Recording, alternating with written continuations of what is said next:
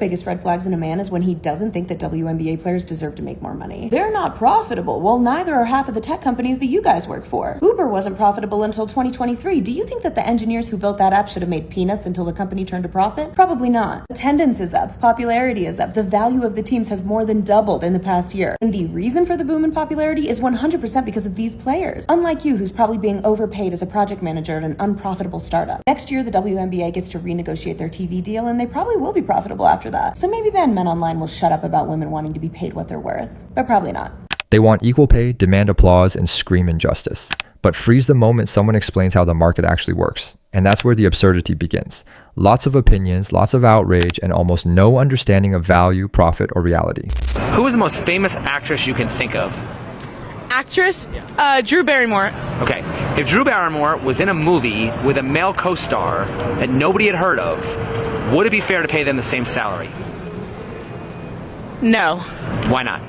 Because he's not, like, known of, and because he didn't, like, work to be famous like she did. Okay, since Drew is the star of the movie, won't she bring more people to the theater than her co-star? Yes.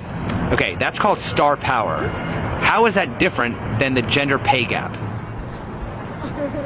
That's a loaded one. Like, for women or for, like... Well, I mean, the WNBA complains about not being paid the same to the NBA, and they don't generate as much revenue. So, I mean, isn't that kind of like the same thing? I feel like the WNBA isn't promoted as much as the NBA because they are women.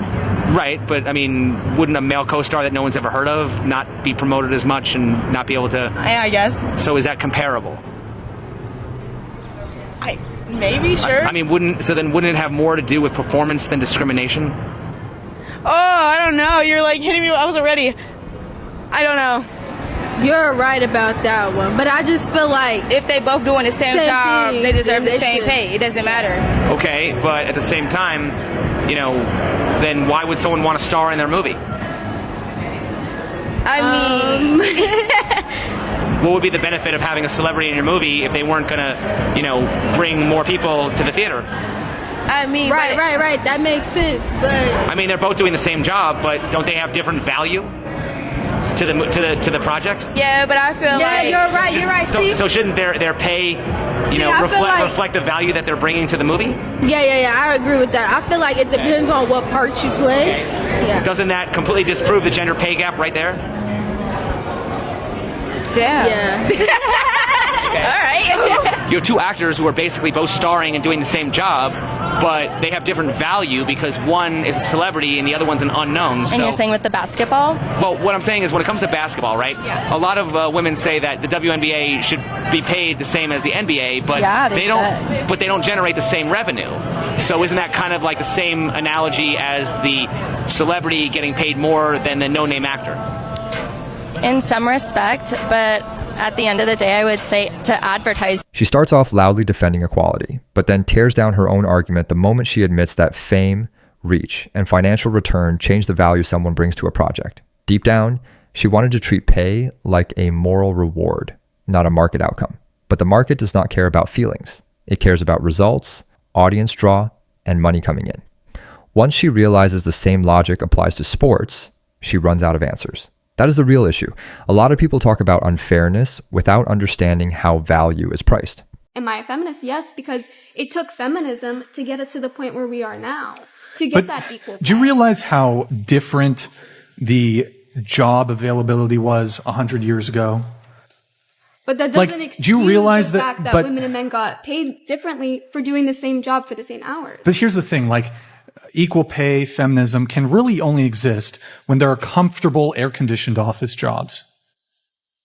You didn't hear feminists in the fucking 1800s saying, I want to go into the coal mines and get black lung.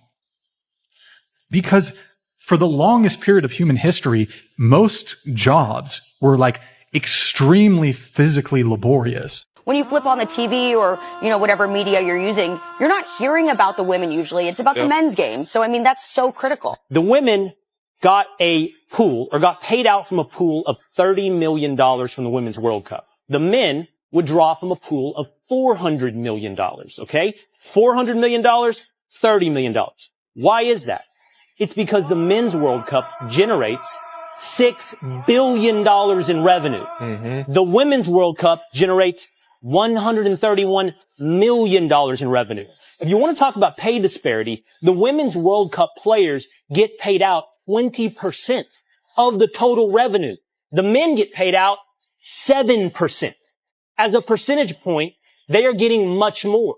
The problem is, for anybody desiring equal pay, and by the way, I think equal pay is a ridiculous concept in and of itself. If the women generate more revenue, they should get paid more than the men. Don't strive for getting the same. Strive for getting what you're worth. And if you're worth more, then get more. This argument tries to sell the idea of structural injustice, but the numbers themselves show something else. The issue is not simply being a man or a woman, it is about how much revenue the product generates. And the most interesting part is that, in some cases, women already receive a larger percentage of the revenue than men do.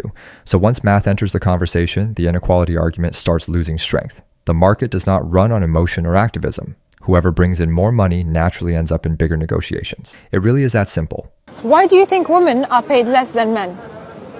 Depends. Let's say for football, I'm just being honest, women aren't as skilled as men in football, so less people will watch it and less people will buy tickets, which is how footballers make their money. How about in traditional jobs? Do you think it's okay if your mom is paid less than your dad? If my mom is a higher level than my dad and they're getting paid and my mom is getting paid less, then I don't think that's fair because my mom's a higher level and she's doing more for the business or job they're doing. So, yeah. I want equal pay because it's like, why am I going to college? I'm getting A's and B's and this nigga got C's. All right, let me ask you this. Would you rather have a high-profile job for no pay or clean sewers for $100,000 a year? I would clean sewers if it's more money. Okay. Do you think most women would choose to do that? I don't know what most women choose, but I'm talking about me. Okay, no, I get that, but I'm saying I've interviewed hundreds of women, and most women actually would not choose the dangerous, dirty job. Is that possibly why a lot of women get paid less? Why do we have the expression, that's a man's job? Because certain things are a man's job. Because it's like, why gotta take the trash out if there's a man in the house? Right. So I'm just saying. Or lift heavy things. Well, is it fair to say if you want equal privileges, you need equal responsibilities? No, why is responsibility split equality? Because you gotta trying to get equal pay. Because you gotta take the bad with the good. Why do I do all the extra shit? Why can't I have equal pay? Don't you have to take the bad with the good? No, you do not. We should have equality, period. You see what I mean? You know what I mean? I don't know what that means, and I don't want you to keep going. This is where a very common contradiction shows up. Wanting the benefits of equality while rejecting the burdens that usually come with it. She wants equal pay, but without facing the fact that many of the heaviest, dirtiest, and most dangerous jobs are still done mostly by men. And when that gets pointed out, she abandons logic and wants to shut the conversation down. That is the point. Real equality cannot be selective. You cannot demand the top of the reward while ignoring the bottom of the sacrifice. WNBA players can't ask for more money and they can't ask for revenue sharing because there's not enough revenue to share. The WNBA isn't profitable. Okay, let's apply that theory to you, all of you that believe in this. Let's say you're a TikTok creator and you're putting in the work. You have created a following, a community that engages with your content all the time. Any video you post, viral. Anytime you're live, people are sat. Anytime you sell something in TikTok shop, sold out. To spend money in TikTok. You drive views, you drive engagement, you drive actual sales. Brands are literally lining up because of people like you getting people to come in and stay on TikTok and see their ads. TikTok is making money off of you. But that's okay. You get it because guess what? You about to make some money too. You know you're about to get paid in the thousands for the work that you put in. So it's at the end of the month, you're looking at all your views, you're looking at all the numbers, you're seeing everything that you drove, all the sales. And TikTok says, so sorry. We actually made some management decisions in an effort to grow the app that resulted in us not being profitable this month. As a result, we actually can't pay you. We know that the money that you generated for us was used in some of those management decisions. And we know that you didn't have a say in some of those management decisions. But we still need that money because we need that money so that next month we can hope to be profitable. But thank you. Thank you for all the hours that you put into this app. We are so grateful. Hopefully, because of you, we'll be profitable next month. You're telling me y'all would be cool with that? What if they're not profitable next month?